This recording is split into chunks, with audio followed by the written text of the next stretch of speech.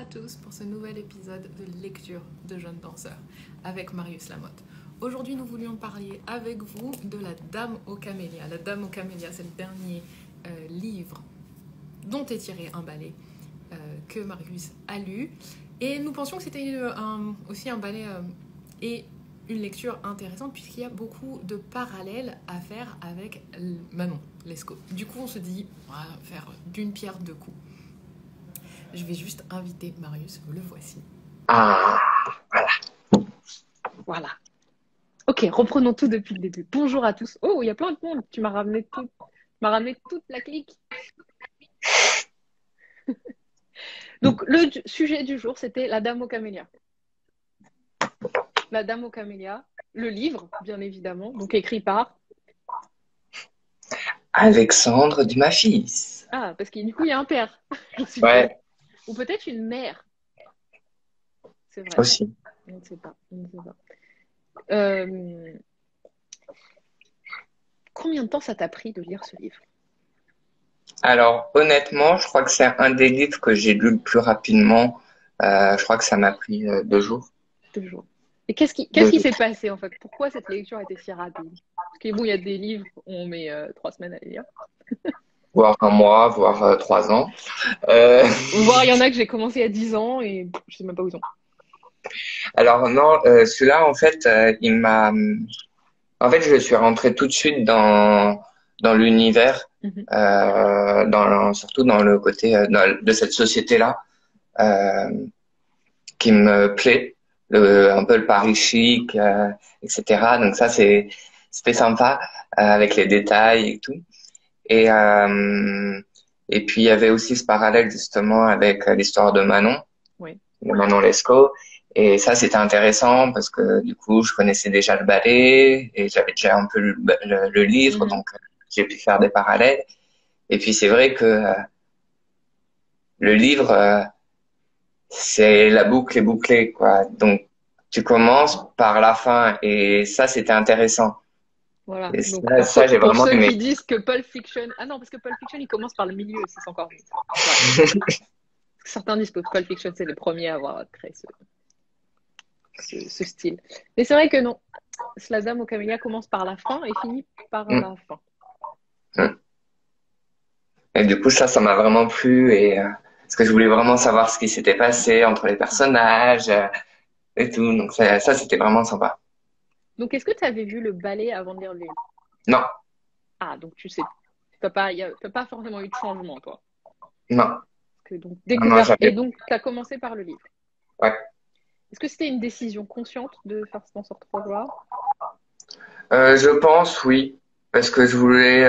En fait, c'était un livre que je voulais lire déjà Mhm. et après, j'avais pas. Je m'étais dit, bah, je regarderai le ballet plus tard euh, pour voir aussi me laisser la liberté de comprendre les différentes interprétations dans les ballets après. Ouais. Et Parce que Manon, si je me souviens bien, t'avais regardé le ballet, mais t'avais pas lu le livre. non. Est-ce que du coup, est-ce que quand tu as regardé le ballet après avoir lu le livre pour La Dame aux Camélias, euh, tu as vu une différence par rapport à comment tu avais abordé Manon? Euh, un peu oui. Il y avait des choses qui étaient similaires. Mhm. Euh, Donc ça confirmait ce que je pensais enfin, de comment j'avais lu, enfin comment j'avais vu le ballet et du coup lu le livre après. Et pour La Dame à Camélia, bah là j'avais lu le livre avant, donc ça m'a confirmé sur des interprétations et ça c'était quand même très intéressant. Qu'est-ce que tu conseillerais? Parce que je sais qu'il y a des gens qui aiment aller voir un ballet sans lire ou le livret ou le livre ou le programme pour, pour justement voir si l'histoire est compréhensible. Et il y en a d'autres qui aiment vraiment tout lire et y aller en toute connaissance de cause. Qu'est-ce que tu conseilles? Alors, il n'y a peut-être pas forcément une bonne réponse pour tout, mais Non, non, il n'y a pas de. Enfin après ça dépend de chacun. C'est vraiment un choix personnel. Euh, Après, je pense que ça dépend aussi des œuvres. Mhm. Il y en a certaines où tu as peut-être besoin de lire justement l'ouvrage pour comprendre ce qui est intéressant à faire passer dans les interprétations. Euh, et d'autres moins. Donc non, là, je peux pas te dire de réponse Je pense que catégorique. si, ça dépend aussi du contexte. Si on est en train d'étudier, par exemple, moi je dirais que c'est bien de le regarder une première fois, voir qu'est-ce qu'on comprend soi-même. Mm, Euh, Ensuite, de lire les œuvres autour pour ajouter, et puis de le re-regarder. Je dirais par exemple, pour quelqu'un comme toi qui est dans un développement de sa propre culture, c'est dans cet ordre-là que je le mm. conseillerais. Parce que c'est important aussi de voir qu'est-ce qu'on voit, qu'est-ce qu'on comprend sans rien savoir. Et pareil, parce que pour toi, dans ton... Excuse-moi, je vais ramener la lumière. C'est parce que je pense aussi, et, et la lumière fut. Je pense aussi que pour toi aussi, ça permet de voir en tant que danseur qu'est-ce qui est important de faire transparaître parce que bah, ça fait partie du métier. Entièrement d'accord. Et du coup, ça peut éclairer que bah, ah, tiens, tel et tel danseur, c'est extrêmement facile de comprendre parce qu'ils font ceci ou cela. Et ça va permettre de. Mais voilà, la question c'est est-ce que tu as la possibilité de pouvoir voir et revoir et revoir l'œuvre, c'est pas donné à tout le monde de le voir en live. Parfois, on n'a pas d'autres, d'autres vidéos disponibles. Donc, Ouais. c'est un ballet, du coup, La Dame aux Camélias, c'est un ballet narratif. Qu'est-ce que tu as retenu, toi, comme thème dans le livre? Qu'est-ce qui t'a marqué? Franchement, il y en a plein, hein, mais Oui, oui, oui, il y en a plein.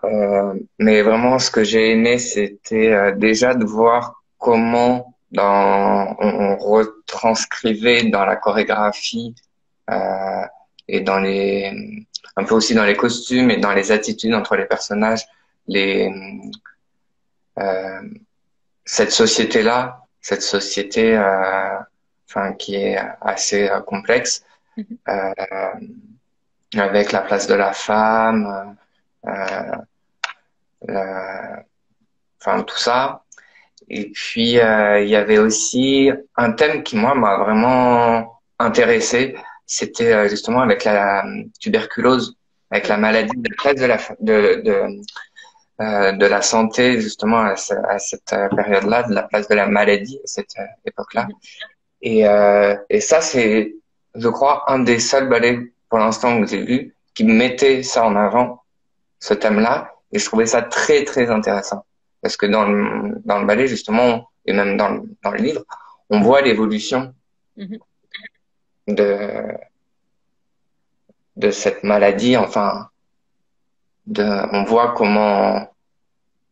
comment la tuberculose justement elle est foudroyante et Oui, et je pense que le mot qui est intéressant de ce que tu as dit, c'était l'évolution, parce qu'on commence à rentrer dans des ballets plus psychologiques, et il y a une évolution. Alors, elle était là avant, en fait, et je pense que on s'en rend pas forcément assez compte à quel point un Lac des Cygnes ou un Gisèle, il y a une évolution des personnages, et surtout dans les reprises plus modernes.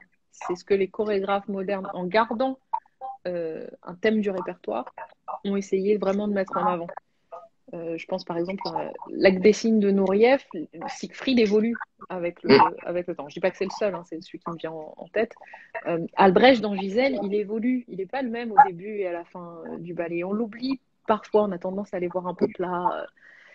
C'est plus facile avec quelque chose comme La Dame aux Camélias, parce que bah, le livre est là pour vous apporter cette substance. Et si tu te souviens, c'était un peu le thème qu'on avait discuté avec Lynn jeudi dernier, où au début on se disait, bah, en fait, dans les histoires de princesses, finalement, c'est plus facile de les interpréter. Puis en discutant, on a changé d'avis. Et est-ce que tu te souviens ce qu'on avait dit finalement à la fin? bah en fait il fallait que enfin c'était on pouvait très bien dire que une princesse style Aurore, enfin ou un personnage de ballet comme Ou un ça, prince, hein, parce que je pense que bah, toi, un prince, oui. tu danseras plus Désiré que Oui, Aurore. oui, Enfin, libre à toi de danser Aurore si tu veux. mais en fait, on pouvait leur donner des des traits de caractère qui ne faisaient pas penser enfin, qui ne font pas non plus, qu'on ne voit pas trop. Et pourtant, c'est des traits qui leur correspondent. Et après, ça, c'est aussi aux danseurs ou à la danseuse de les apporter.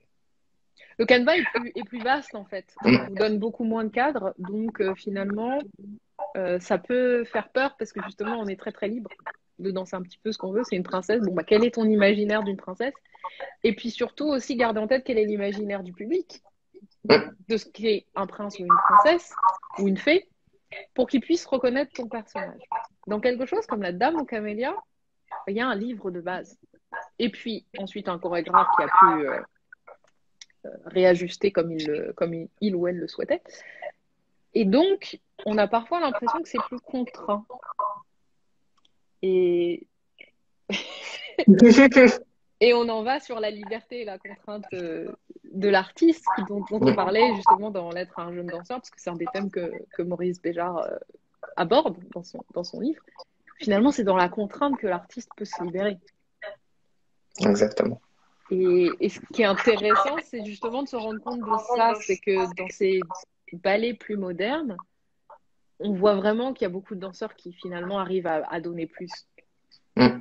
Et on pense parfois que c'est parce que c'est des histoires plus modernes, littéraires, avec plus de densité.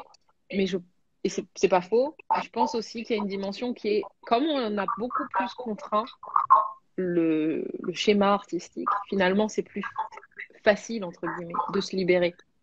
Mm. T'en penses quoi, toi? Parce que ça, c'est mon avis.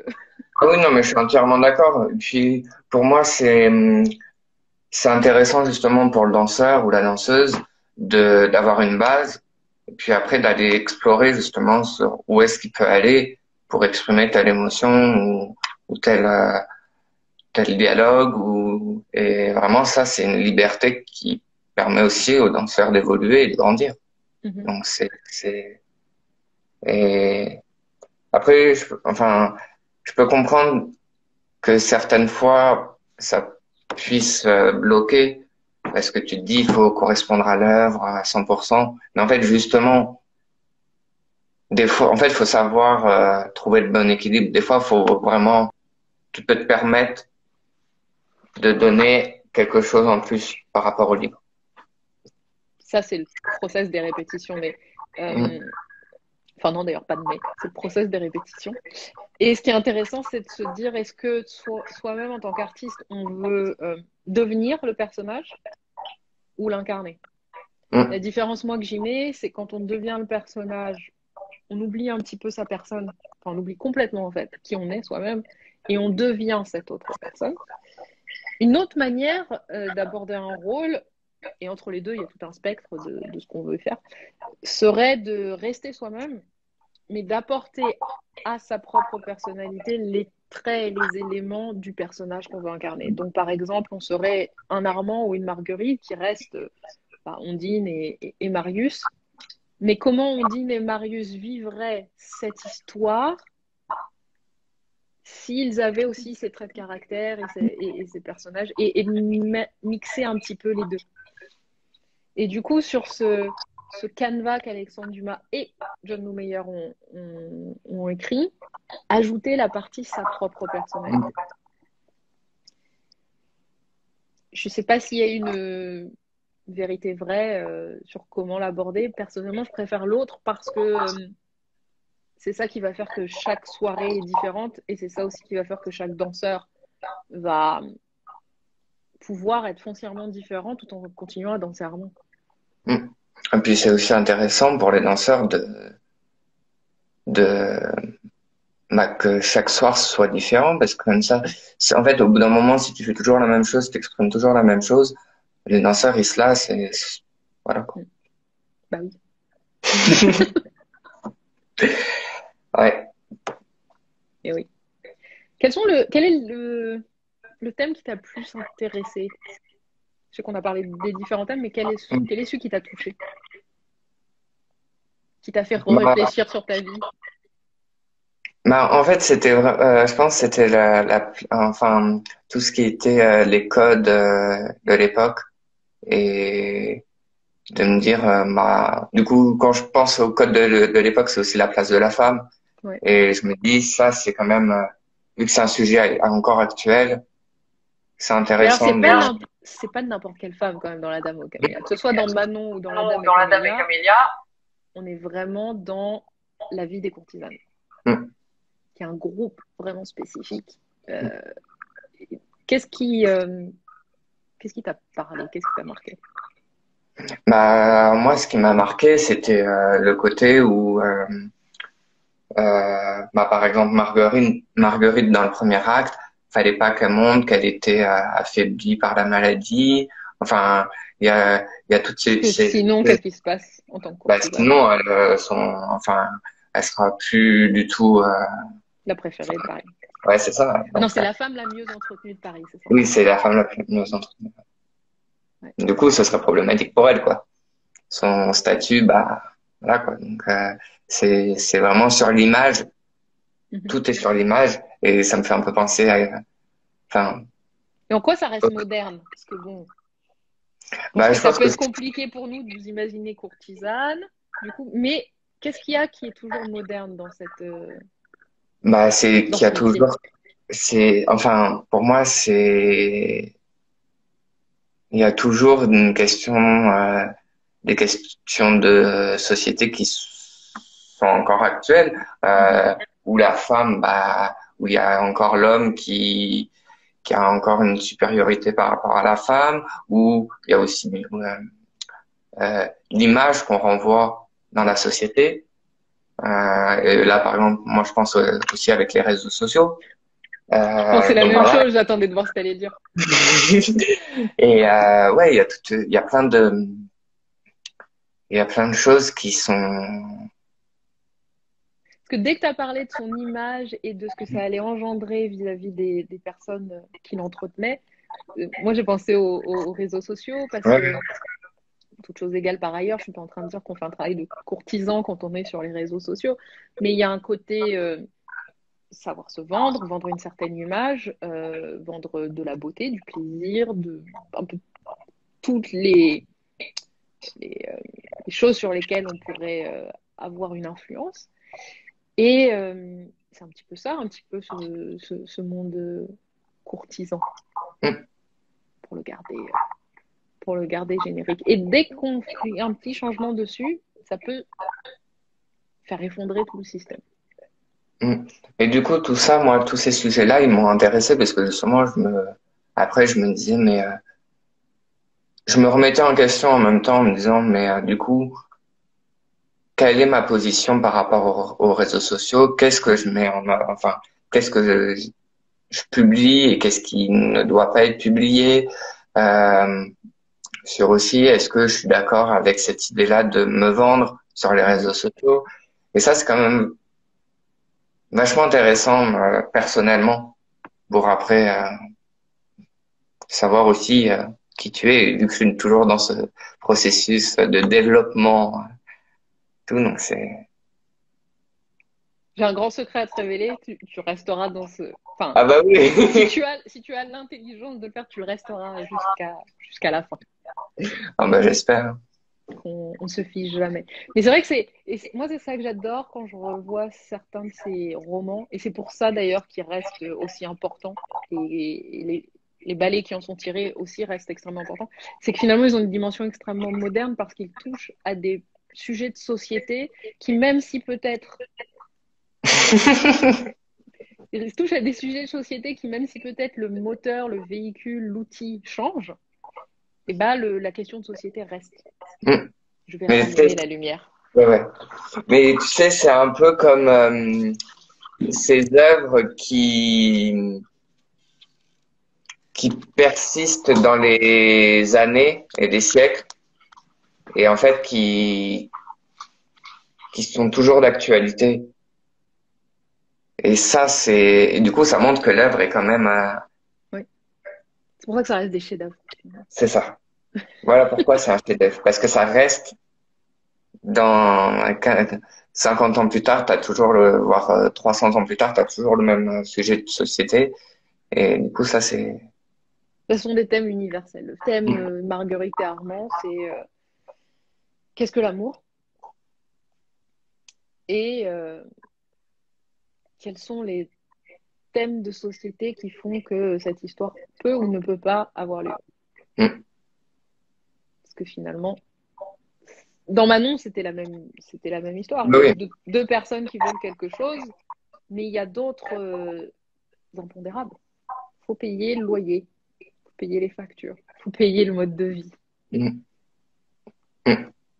C'est d'ailleurs Et peut-être plus prépondérant chez Manon que chez la Dame aux Camélias. Et pour moi, c'est ça la grosse différence entre les deux. Parce que souvent, du fait de ce parallèle, on a l'impression que certains pensent qu'on est en train de dire qu'elles sont les mêmes. Or, je trouve que Manon est quand même très, très attirée par la vie superficielle. Et c'est un petit peu ça son problème, c'est que finalement, elle veut toujours plus, toujours plus, toujours plus. Et elle a du mal à s'en passer. Au moment où des grieux lui dit bon, bah, c'est pas grave, on va vivre d'amour et d'eau fraîche, c'est elle qui dit non. Mm. Bon, c'est un livre écrit par un homme à une autre époque. Alors que Marguerite, elle serait d'accord. Mm.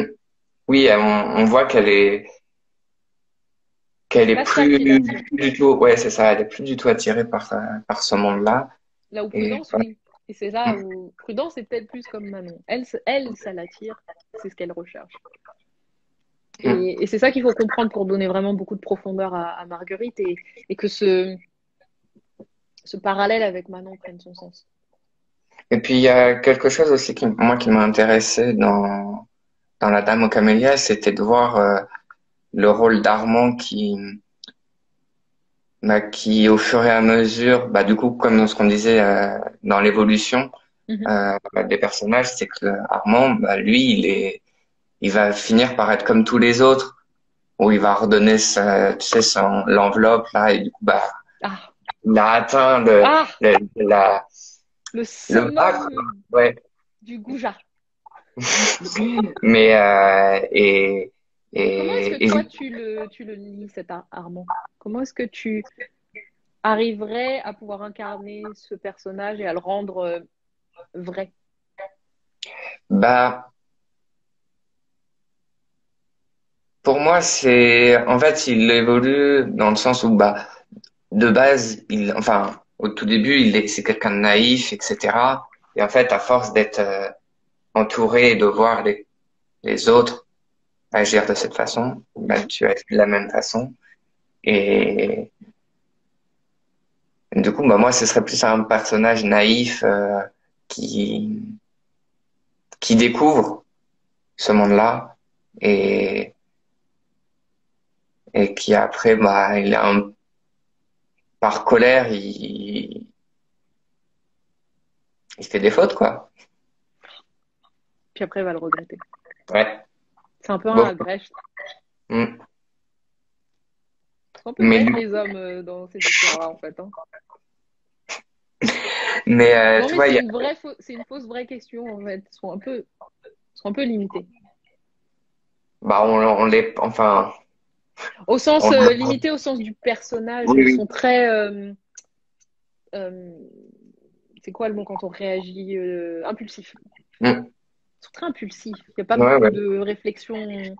Alors que tu vois que Marguerite, elle est là, elle cogite, elle réfléchit. Si je fais un peu comme une stratège, si je fais ça, il va se passer ça. Et puis c'est mieux pour tout le monde si on fait ceci. Et puis finalement, les hommes, que ce soit dans Manon ou dans La Dame aux Camélias, sont très impulsifs quand même. Tu Mm. trouves pas toi? Bah, si, parce que regarde, dans l'histoire de Manon, lui, il est hyper impulsif dans le sens où il va suivre Manon justement là-bas. Bon, Jusqu'aux États-Unis. après, c'est plutôt une belle déclaration. Enfin, mais oui, c'est ce côté impulsif. Mais je pense qu'on a, dans cette société-là, on essaie beaucoup de montrer l'homme comme, qui, comment dire, bah, du coup, l'homme qui savait pas vraiment gérer ses émotions et qui n'en prenait pas conscience. Mhm. Et du coup, bah, là, justement, on s'en rend compte et on voit qu'il y a quand même un équilibre avec Marguerite, qui, elle, réfléchit, qui sait, enfin, qui les contrôle. Alors que Armand, pas du tout. Ouais. Du coup, il y a un changement par rapport à Gisèle. Où là, c'était plutôt Gisèle qui n'arrivait pas à contrôler. Mm. On sort de la femme. C'était quoi le mot qu'on utilisait?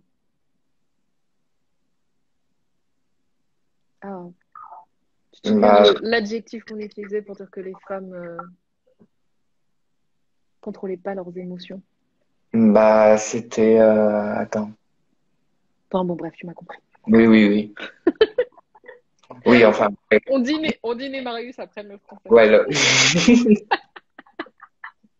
Bienvenue. Et il y a une autre chose qui m'a plu dans ce livre aussi, c'était de voir que, en fait, entre le livre et le ballet, c'était comment c'était apporté au spectateur ou au lecteur, le point de vue. Parce que ça, il y avait une petite différence quand même. C'était que dans le livre, on voit que c'est du point de vue d'Armand et du coup du ma-fils. Mhm. Et alors dans le ballet, c'est plus, enfin, dans le ballet, moi j'ai un peu de mal à savoir pour le point de vue parce que je trouve que le père d'Armand a quand même une place importante et mais en même temps, Marguerite, elle a aussi on pourrait voir l'histoire de son point de vue. Et ça, c'est aussi intéressant. Du coup, bah, en fait, entre le livre et le ballet, on a le point de vue de tout le monde. Enfin, au moins des personnages principaux. Et je trouve ça très enrichissant. Et de voir que, bah, après, au niveau de la psychologie des personnages, Mhm. on en apprend encore plus. Moi, j'ai trouvé qu'au point de vue, dans le ballet, c'était plus un observateur extérieur. Oui, Parce que bah, du coup, on voit vraiment. Bah, déjà, même, on est placé, je trouve, vraiment à l'extérieur. bah, surtout avec Avec l'ouverture. l'utilisation de l'avant-scène, etc. Je trouve qu'on est vraiment placé comme au cinéma. Mm, mm, mm. Et du coup, on a toute l'histoire parce qu'en fait, on la voit toujours vue de loin. Un peu comme John Cranko, en fait. On n'est pas immiscé dans tel ou tel personnage. Moi, personnellement, ça m'a manqué, en fait, un peu. Bah, oui. Parce que je trouvais du Bah, coup que c'est un peu décalé. après, justement, c'est pour ça que moi, j'ai essayé de me mettre un peu de voir du point de vue de Marguerite, parce que je trouvais que, justement, elle était bien mise en avant, et on pouvait voir Mhm. la, la relation avec tous les autres personnages, et du coup, je trouvais ça intéressant. C'est pour ça qu'après, moi, je me suis plus, mis tout de suite dans le point de vue de Marguerite, pour aussi, Puis elle est attachante, Marguerite. ouais, ouais. T'as pleuré? Tu connais la réponse. Bah oui, mais c'est juste pour que les gens sachent que Bah, c'est un beau livre. C'est un pour très le beau livre. livre, j'ai pleuré à la fin, et pour le ballet, j'ai pleuré 4 fois. Oh là là, magnifique. Quel beau Ouais, travail. ouais.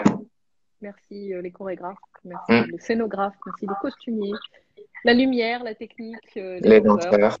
J'ai oublié forcément quelqu'un, du coup, excusez-moi. C'est ça le problème de ces remerciements. Merci du coup d'avoir créé autant d'émotions dans ce Ah petit ouais. cœur qui palpite au fond. Non, mais au fond, c'est aussi pour ça qu'on crée. Mm. Bon, pas forcément pour pleurer, mais pour ressentir quelque chose et nous faire réfléchir. Mm. Et donc là, ce que je trouve très intéressant quand on t'entend, c'est qu'on voit à quel point bah, le livre a apporté quelque chose et le ballet aussi. Mm. Ouais, clairement. Deux belles œuvres d'art. La Dame aux Camélias, actuellement, quelque part. Au moins en librairie. Au moins en librairie, voilà. C'est vrai, pour l'été. On devrait peut-être regarder justement s'il n'y a pas des ouvrages dont on peut parler, dont les ballets sont actuellement lancés. Maintenant que les théâtres ont rouvert, Mm. on va pouvoir être plus d'actualité. Ouais, ouais, ouais. Est-ce que tu as une idée du prochain ouvrage dont on pourrait parler? Bah, comme ça, bah, il faut qu'on regarde déjà les programmations, comme ça on essaie de On les va trouver. regarder les programmations. Envoyez-nous des suggestions aussi. Ouais. Mm. N'hésitez pas. Message personnel, mon ami Marius. Enfin, c'est pas son nom, son Marius Lamotte, c'est pas mon ami Marius. Ou accord de ballet, ou envoyez-nous un email. Mm. Qu'est-ce que tu as prévu pour le reste de la journée aujourd'hui? Bah là, je vais aller m'entraîner un peu. Ouais. Et puis je pense que je vais aller lire justement le livre que tu m'as conseillé là. Alors, je t'en ai conseillé plein, c'était lequel? Ouais, mais justement, c'est un livre en anglais. C'est celui de comment il s'appelle là? Stanislavski? Ouais, Stanislavski. Ah, Stanislavski, très bon livre. Donc ça va être intéressant, on pourra en parler. Ah ben, on pourra peut-être parler Ouais. de ça, tiens, d'ailleurs. Ouais. Bah, attends, il faut que je le lise, hein. C'est vrai qu'il est en anglais, ça va peut-être mettre un petit peu plus de temps. Ouais. Ben, je te souhaite une très bonne journée. Merci à Ah, tous de merci. nous avoir suivis.